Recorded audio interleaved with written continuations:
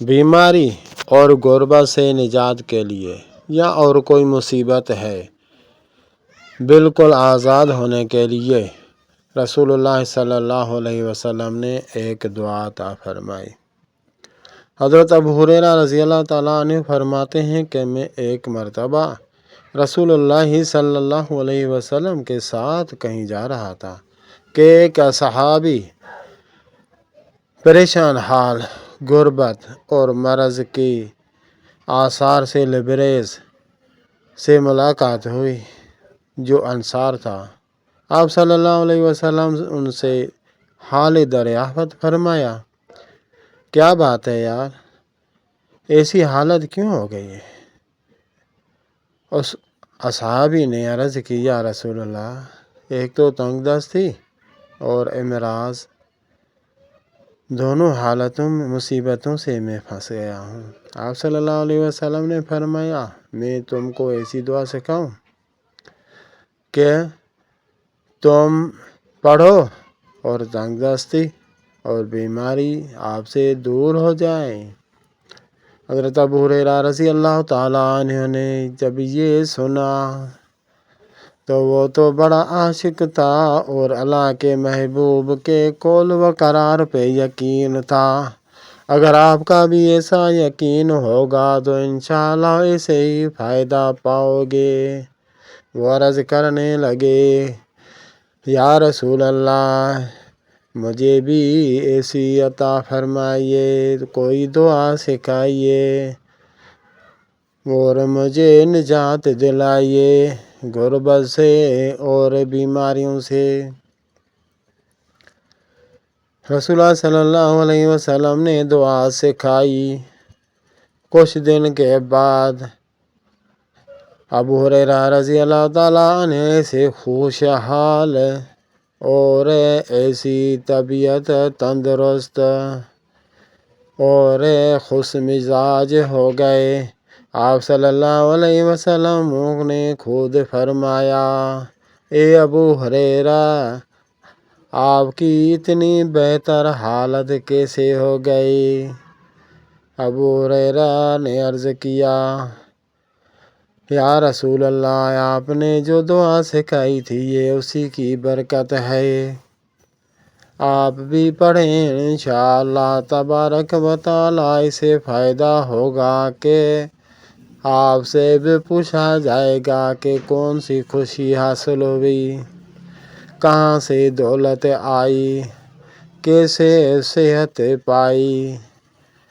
دعا بھی آسان ہے، جس کو پڑھنا نہ آئے تو وہ سنتا ہی رہے، زیادہ نہیں تو ایک بار ہی سنے، انشاءاللہ تبارک و تعالیٰ فائدہ ضرور ہوگا۔ بسم اللہ الرحمن الرحیم۔ توکلت علی الحی الذی لا يموت والحمد للہ لم يتخذ ولدا ولم يكن له شریک فی الملک ولم يكن له ولی من الذل وکبرہ تکبیرا۔ ایک بار دوبارہ بھی سنیں۔ بسم اللہ الرحمن الرحیم۔ توکلت علی الحی الذی لا يموت والحمد للہ الذی لم يتخذ ولدا ولم يكن له شریک فی الملک ولم يكن له ولی من الذل وکبرہ تکبیرا۔ میں توکل کرتا ہوں اس اللہ پہ جو ہمیشہ زندہ ہوتا ہے، کبھی اسی کو موت نہیں آئے گی۔